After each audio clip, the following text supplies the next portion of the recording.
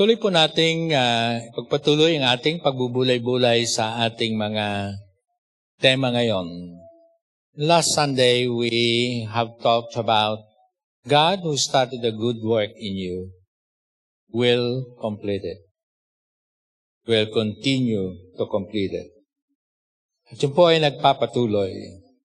Pero sa ating pong buhay, we, especially Filipino Christians, are not good finisher. And what we have started, we do not continue. Meron tayong tinatawag na ningas-kugon mentality.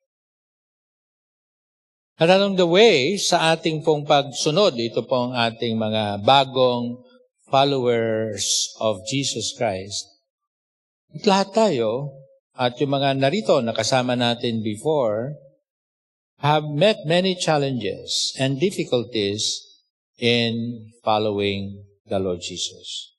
I'm sure, nakikita po natin yon. That is difficult na ating ipamuhay yung magandang gawa ng Panginoon sa ating buhay. There are pressures to compromise. And not only that, there are those who are also wanting to quit. At hindi lang yan sa mga ordinaryong mananampalataya, kahit sa aming mga pastor, marami po ang hindi nakakapagpatuloy. There was a survey in 2022 and it said there that sa 5 pastor, 3 gustong umatras. Very difficult. Sa biyaya lang ng Panginoon, ako hanggang ngayon nandito pa din.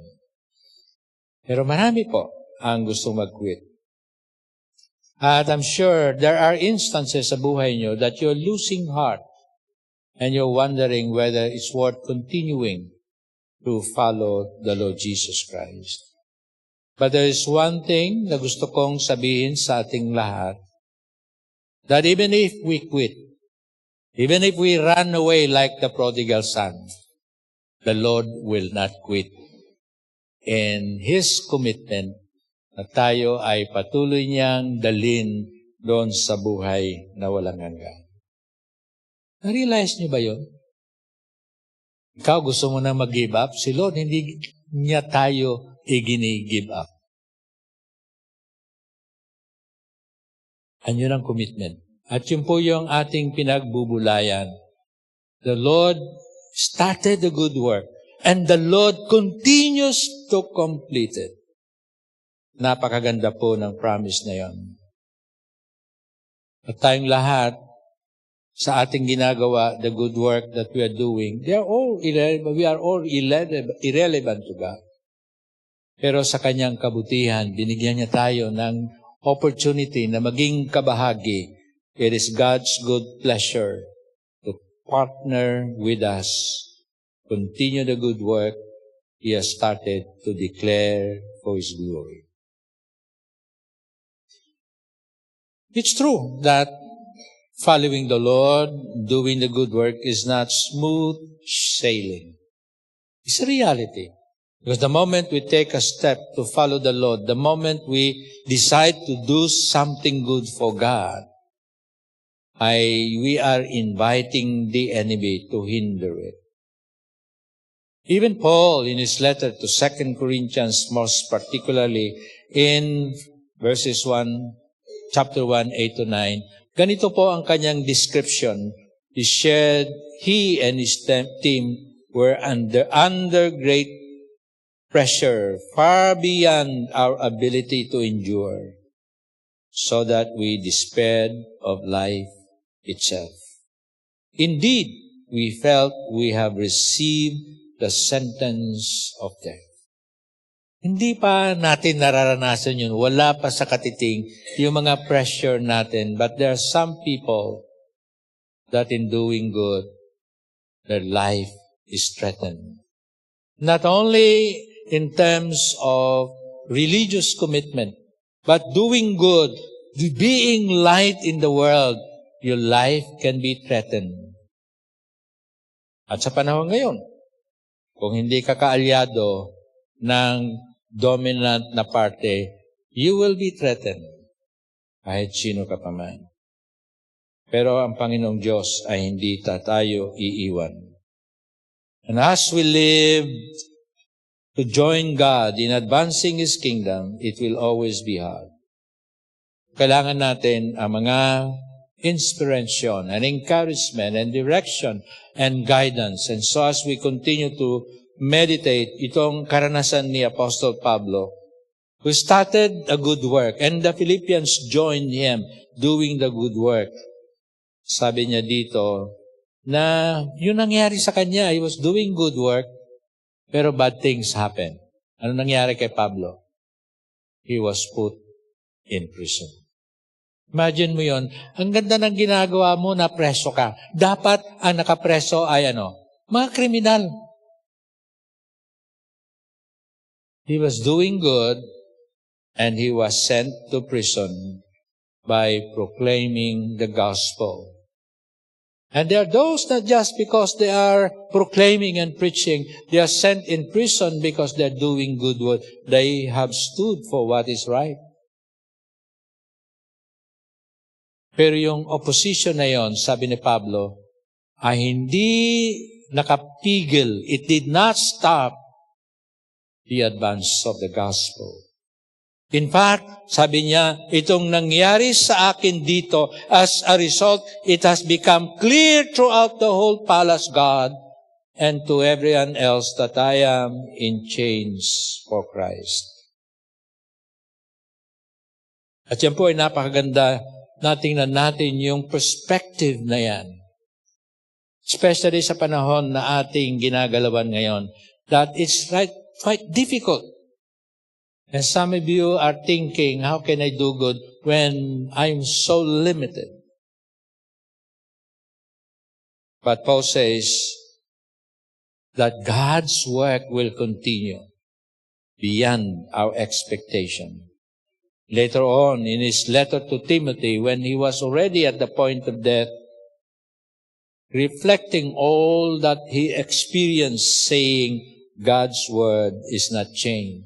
He was in chain. He was still in chain when he wrote his last letter to 2 Timothy. But he said, God's word is not chained. Walang pwedeng pumigil sa pagkilos at pagpapatuloy ng magandang gawain ng Panginoon that He started in our lives and in this world. So, paano po tayo makapagpapatuloy? Because the temptation to lose heart, the temptation to quit, the temptation to run away, the temptation to say, ayoko na, will always be there. And may our reflection this morning help us. First thing is we need to always discern the good work of God, that God is at work no matter how difficult that situation is. Dahil po tayo, isang blinders natin na nakakabulag is when we begin to identify that God is only at work when good things are happening. Yun ang tendency natin. Alam natin, wow, nasa akin ang Panginoon because I'm successful. Nasa akin ang Panginoon because I am blessed with these good things. If those things are no longer there, is God at work? Yes, He is still at work. But we need to see it. We need to determine it. We need to discern it. Because in this world, the successful are celebrated, but those who struggle and fall in their work are forgotten. So even po ang church, ang tanong ko nga dito, ang church ba natin ay patuloy na magsusupport sa mga missionaries na parang failure? I will read the biographies of missionaries, those who have gone, many of those, some of those who have spent the rest of their lives and they have hardly seen any follower of Jesus. It's only after their death na lubas na marami palang na-bless sa kanilang ministry. So yung pong appearance of setback, disruption, and interruption does not hinder God's work. That's why Paul wrote, I want you to know that what happened to me has actually served to advance the gospel. Ano pong context nun? Kita natin last Sunday that the Philippian church supported him financially. They invested to his work so that the gospel will continue to advance in making disciples of all nations. But right now, napreso siya. And most probably, some of the believers were saying, parang hindi worth yung ating investment. Paano pa mag-uusad ang Ebanghelyo when he is in prison? But Paul says, there is something happening that I have not imagined. My imprisonment has actually served to advance the gospel. Satan tried to neutralize Paul. God turned around the opposition to open greater opportunity to advance the gospel. Ito yung sinabi niya sa Romans chapter 8. That the good work that God will turn around, God will turn around everything that happens, good or bad, to something good, especially for those who love the Lord. For God is at work in all things for the good of those who love Him. Now, this kind of attitude is not just being positive na lagi nating naririnig pag mayroong mga negatipong nangyayari. We try to ignore it and we try to deny it and say, be positive. How can we deny the reality? It's real. It's real na ang presyo ng gasolina, diesel, ay more than 100 na. Kaya nang bumili kami ng sasakyan, mura ang diesel, bumili kami ng diesel. Ganon din si Brother Leo, nag-diesel. Ngayon, di na magamit kasi 100% ang taas. Lord, what are you doing? For we know that God is at work for all things.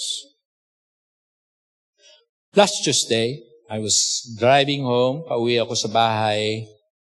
I received a message from my sister. Sabi niya, Kuya, niras si Kuya Ray. No? You've been praying, thank you for my brother Ray. Niras siya sa emergency sa malapit na hospital where he is living with my sister. Wow. Kala ko okay na siya doon, papahinga na, and so on, and suddenly, niras siya. So I decided to pass by sa aming bahay at sabi ko, Mercy, samahan mo ako kasi po ang driver, hapon na yon, so ang driver pagabi siya eh.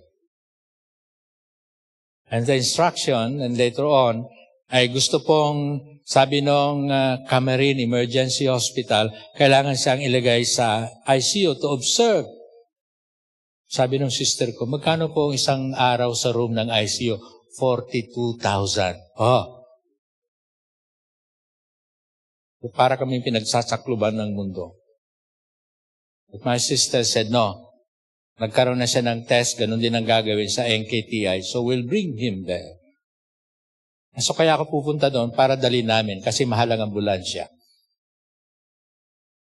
But you know, while there, yung inampon ng aking sister na nag-nurse na, suddenly, pumasok sa kanyang isip, meron pala akong relative doon sa barangay. Sinubukan niyang tumawag doon sa barangay nila and she was able to facilitate, get an ambulance, transfer siya doon sa NKTI bago ko dumating. At sabi nung driver, panggasolina lang po. 1,000 lang. So pagdating namin sa NKTI, alam mo naman yun dyan, wala pong indigent po yung kapatid namin. Walang asawa, walang anak, and so on. She is alone, so kami lang tulong-tulong. Ang dami pong pasyente dyan. Pero may mga security guard na encourage, dumagig kami doon, hindi kami makapasok. Sila yung nagpapacilitate na, kasi isa-isa lang makapasok kami.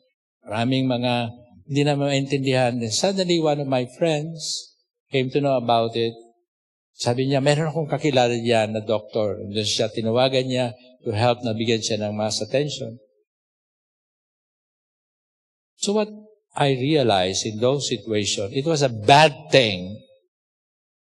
Somehow the Lord is doing good thing in different people, coordinating them to help us in that situation. So as I was reflecting, I realized that God, who is sovereign, na siya ang naghahari sa buong sanlibutan, He is orchestrating all the events so that what I saw is a coordinated coincidences of God doing the good work in the hearts of people at minumobilize niya, wala silang alam na merong unseen hands who is directing, who is in control, so that the good work can happen in our lives. Yun po ang kilos ng Panginoon. Many times we are helpless, we don't know what to do. And all of a sudden, may mga, sabi natin, mga good Samaritan, mga angels. But actually, God is the one in control and the bad things are being transformed to something good and beautiful. But we need to sit down, to think through, and to recognize, no matter how small, that these little details ng buhay, ng kaganapan sa ating buhay, ay kilos, continuing work of God in completing the good work. But we need to recognize that.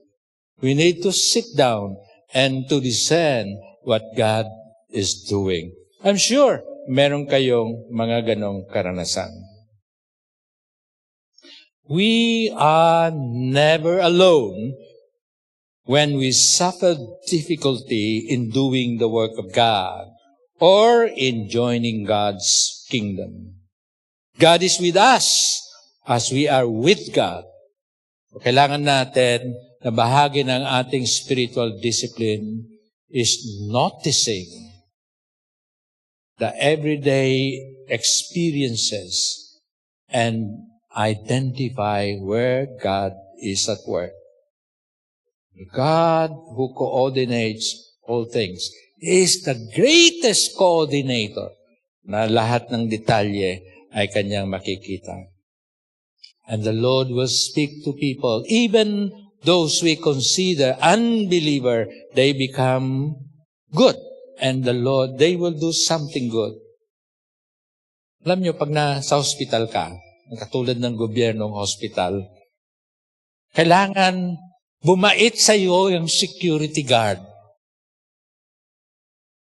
Kasi sila yung nagmamanage. Na, minsan dumalaw kami doon. Isa tagang pwedeng pumasok.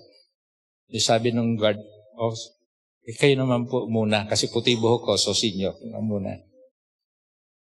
And naiwan si Mercies, mas senior siya sa akin. Kaso wala man lang upuan doon, hihintay ka. So sabi ko, paano kaya to? Maya-maya dumating siya. Ang escort niya, security guard pa. Even those little things nakakatawa, pero we know it's God who is at work, right? Amen? So let us not take for granted even those little good work that God is doing in our lives. At ang lahat ng ito ay nais ng Panginoon na gamitin to declare Christ.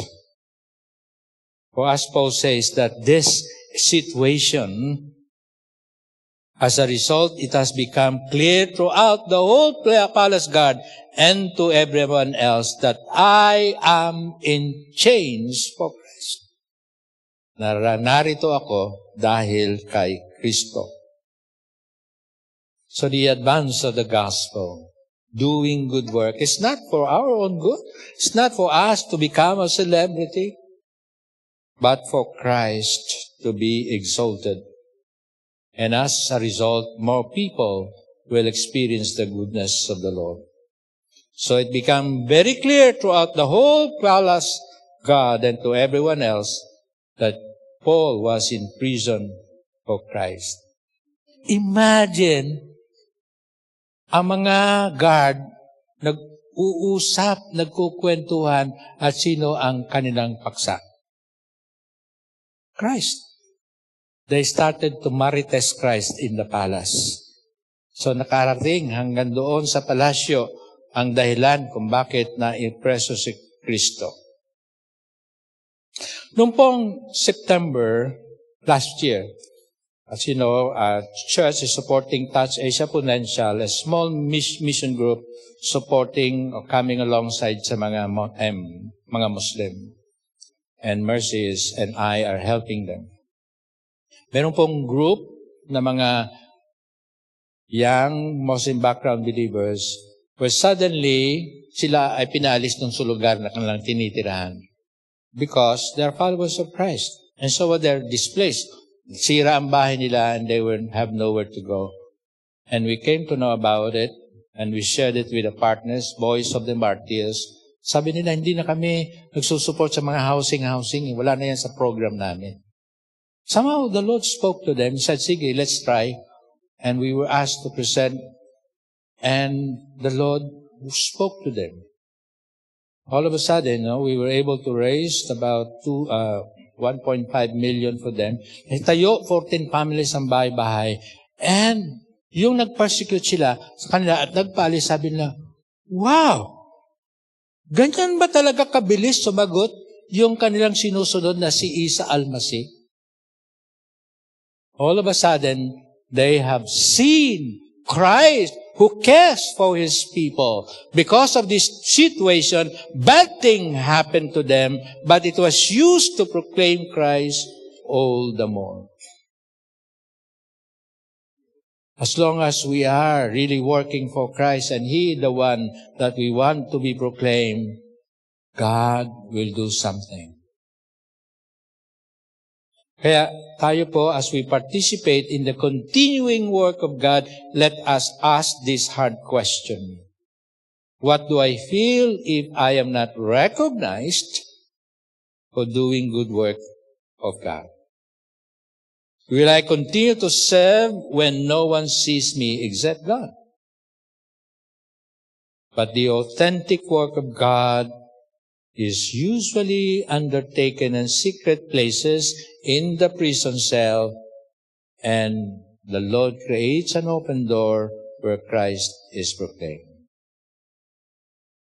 And when we hear these stories, what God is doing, continuing His good work, it develops an inner courage so that all of us and the Philippians and the believers, sabi ni Paul, ito ang naging result sa kanya. Because of my change for Christ, most of the brothers in the Lord have been encouraged to speak the word of God more courageously and fearlessly. Yun po yung kwento. Pag narinig natin ang kwento ng Panginoon, ay nakaka-inspire talaga. Because our story of doing the work of God is God's story. No matter how little our story is, it forms part of the largest story of God's good work to reveal His glory. Itong ginagawa ni Paul, he was simply telling his story as he was writing to the Philippians. At pag tayo nakikinig sa mga kwento ng kilos ng Panginoon sa ating buhay in doing the good work, isn't it that it is always inspiring? It inspires us and equips us in our inner being na nagdi-develop tayo ng confidence and courage na mawawala yung takot natin. Although at the beginning, nangangatog ang tuhod natin. Let us, the Lord will strengthen us. Pero hindi natin kayang ikwento lahat. We are now in the 69th year ng anniversary natin. And we have hardly documented and heard the story of God in Faith Baptist Church for the last 69 years. Meron po tayong Faith at Work pero konti lang po ang ating narinig noon. Snapshots lang. May video tayo pinakita, pero kukunti lang doon. The many things that God is doing, especially not in the front stage, yung laging nakikita, but the backstage, where the real work of God is happening, are hardly seen and hardly heard. Kailangan po natin din ng iba-ibang mga mata to see what God is really doing. That's why we need to see and to hear. And we're just sometimes medyo limited yung mga pandinig ng iba. We need everybody to help together what God is doing here. Patuloy po ang kilos ng Diyos, ang magandang ginagawa niya, yung past, tapos na yung we learn lesson in the past. What is to complete? Matagal pa yun pagbalik ng Panginoon. What matters is now, the present, where God continues to do His good work. Question is, do you notice what God is doing? Bahagi po sa ating buhay, at the end of the day, sit down, pause and ponder, and pray. Lord, ano magandang ginawa mo ngayon? Open my eyes that I may see, so that I can declare Christ who is my Lord, and receive your comfort and courage. Most of the FBC pioneers have gone to heaven. The senior leaders na buhay pa narito, but soon we will depart. And they have done their good job to do God's work in FBC. But God will continue to complete His good work.